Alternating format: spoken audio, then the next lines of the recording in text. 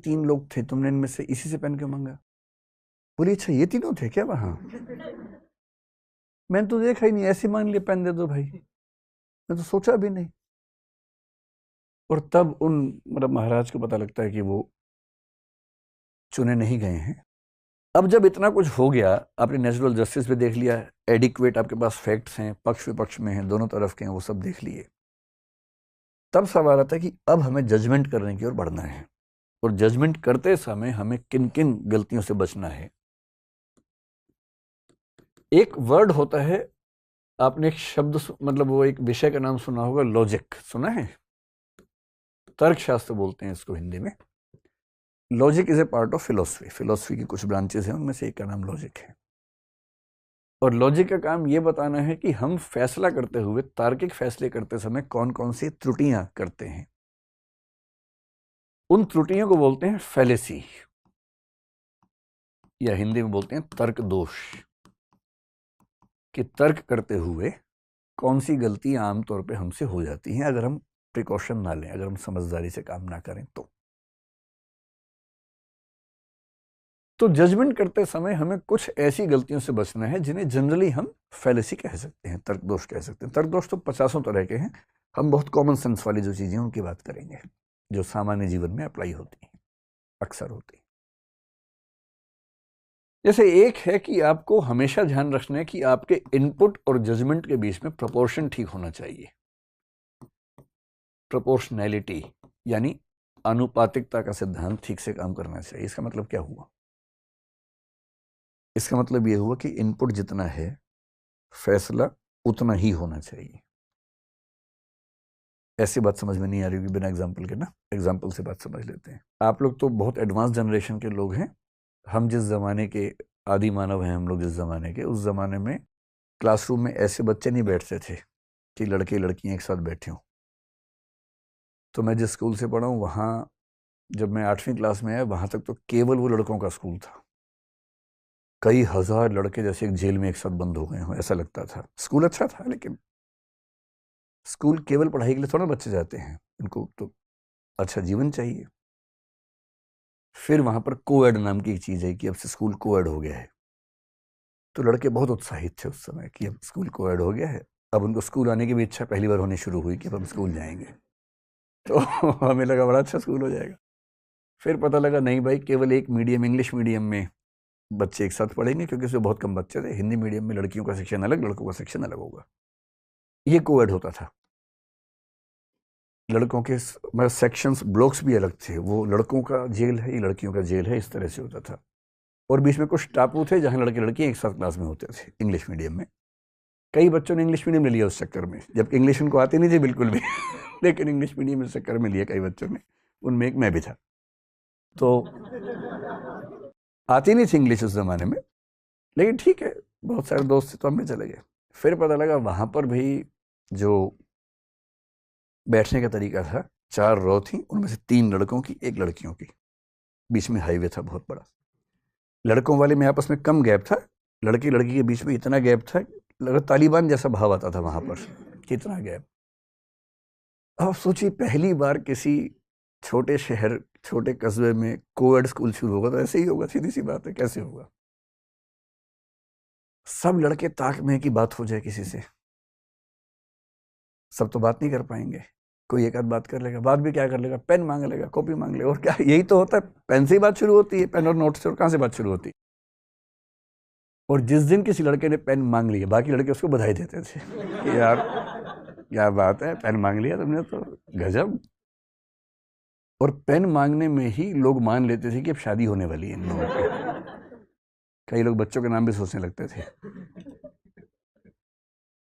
हमें बहुत साल बाद समझ में आया कि अगर कोई लड़की किसी लड़के से पेन मांग ले, तो इसका मतलब सिर्फ ये है कि लड़के ने लड़के से पेन मांगा है, बस। हमें कई साल लग गए समझने में। पहले हमें लगा सगाई तो पक्की है ही, कम से कम शादी, अफेयर तो है ही पता नहीं क्या क्या। कई साल बाद समझ में आया कि नहीं, सिर्फ पेन मांगा है, और पेन मांगने का मतलब सिर्फ पेन मांगा है। मैं अपनी क्लास में एग्जाम्पल खूब दे के समझाता हूँ बच्चों को, ताकि वो भी थोड़ा ठीक से सोचे समझे। क्योंकि दिमाग कैसे काम करता है कि 3-4, जैसे आप लोग साथ साथ बैठे ना, आपके दिमाग भी खुले होंगे, हमारे तो बहुत बंद थे दिमाग उस समय।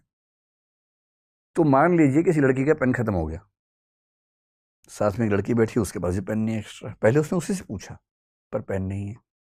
क्लास चल रही है बहुत ज़बरदस्त तरीके से, बहुत ज़रूरी बात चल रही है। अब वो क्या करे बेचारी। तो आसपास 2-3 लड़के बैठे थे, उनमें से किसी एक से उसने कहा कि पेन है क्या। तो वो लड़का तो पेन एक्स्ट्रा ला ही रहा था बहुत दिनों से कि कभी चांस मिले तो मैं पेन दूं।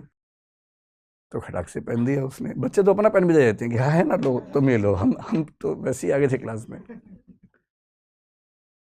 अब उन बच्चों में क्लास के बाद बात चल रही कि इसी से क्यों मांगा, क्योंकि वहां तो 3 लोग बैठे हुए थे। इसी से मांगा यानी कुछ खास बात है। और पूरा शास्त्रार्थ चल रहा है, क्योंकि इसके पास एक कार है और बाकी दोनों बेकार हैं। फिर और चल रहा है, नहीं ये दिखने में अच्छा लगता है, नहीं ये, नहीं वो, नहीं वो। फिर अंत में किसी ने उससे पूछ लिया, इन लड़कों में से एक की बहन क्लासमेट थी, उस बहन को बीच में लाया गया कि तुम पूछ के बताओ क्या बात है। उसने पूछा कि तुमने यार पेन इसी से क्यों मांगा, 3 लोग बैठे थे। वो पता क्या बोलती है, किससे, कौन था। आप कह रहे कि ये 3 लोग थे, तुमने इनमें से इसी से पेन क्यों मांगा। बोली अच्छा ये तीनों थे क्या वहां, मैंने तो देखा ही नहीं, ऐसे मान लिया पेन दे दो भाई, मैं तो सोचा भी नहीं। और तब उन मतलब महाराज को पता लगता है कि वो चुने नहीं गए हैं, वो बाई चांस बैठे थे तो उनसे पेन मांग लिया गया है। तो आपकी उम्र में थोड़ा ज़्यादा होता है कि इनपुट को बहुत बढ़ा बढ़ा के देखने की आदत हम लोगों को होती है। तो इनपुट जितना है ना, फैसला उतना ही। अगर किसी ने कहा कि भाई पेन दे दो, यानी पेन मांगा है ना।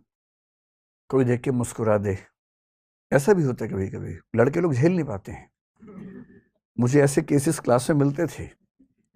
एक लड़का आके बोल रहा है कि सर, एक लड़के ने शिकायत की किसी लड़के की कि ये गलत तरीके से बात करता। तो मैंने पूछा, बोला सर एक दिन मैं आया तो मुझे देख के मुस्कुराई, फिर मैं क्या करूं। अजीब हाल है भाई, कोई अगर आपको देख के मुस्कुरा दे, ह्यूमन मुस्कुराहट भी तो होती है। विकसित देशों में तो बड़ी दिक्कत है। मैं जब पहली बार भारत से बाहर गया, यूरोप के एक देश में गया, मैं तो भारत का देहाती आदमी था एकदम। देहाती मतलब दिल्ली में था, लेकिन दिमाग देहाती था ना। गया तो वहां सड़क पे सुबह सैर कर रहा, सामने से एक महिला ही मुस्कुराने लगी देख के। मैं तो एकदम भारतीय आदमी, मैंने पीछे देखा कौन है, कोई तो आ रहा होगा भाई, कोई भी नहीं आ रहा था। मुझे लगा भूत प्रेत तो नहीं होते कि मुझे नजर नहीं आ रहा, इनको नजर आ रहा कोई। तो मैंने बहुत ही अजीब तरीके से व्यवहार किया, मैं वहां से निकल लिया भाग के, कुछ गड़बड़ है यहाँ पर, भूत प्रेत का साया टाइप कुछ लगा मुझे। बाद में देखा कि वहां हर आदमी ऐसे कर रहा है, कोई पुरुष हो कोई स्त्री हो, सड़क पे अकेला हो कोई हो, आपस में एक दूसरे को मुस्कुरा के नमस्ते कहने की आदत ही है उन लोगों को। हर व्यक्ति को नमस्ते करता है मुस्कुरा के, उसमें कोई नियम कायदा अलग से है नहीं। तो 3-4 दिन के बाद फिर हम भी करने लग गए, जो मेरे नमस्ते कर दें उसको। अच्छा, वो बड़े प्यार से नमस्ते भी बोलते हैं कई बार, वो टूरिज्म जहां पर चलता है। अब वैसा मिजाज लेके भारत वापस आ गए तो दिक्कत है। आप सड़क पे निकले, आपने मुस्कुरा दिया, पता लगा फिर FIR हो गई सीधे उसके बाद, तो है ना। तो कहने का भाव ये है कि जो इनपुट है, उस इनपुट से जितना फैसला निकले उतना ही फैसला निकालिए, उससे ज़्यादा फैसला मत निकालिए। इसको बोलते हैं प्रोपोर्शनैलिटी। हम में से अधिकांश लोग बहुत बढ़ा के फैसला निकालते हैं। किसी ने सिर्फ इतना आपसे कहा कि यार अच्छा नहीं लगा तुमने आज ये काम किया, और आपने क्या क्या फैसले, सुसाइड और पता नहीं क्या क्या सोच लिया दिमाग के अंदर, उतना ही। किसी मूड में किसी ने कुछ कह दिया, टेम्परामेंट में, इमोशंस में कह दिया, तो उसकी वैल्यू उतनी ही रखी। बहुत बढ़ाइए मत उस चीज़ को, उतना ही जितना उसका महत्व होना चाहिए, उससे ज़्यादा नहीं होना चाहिए।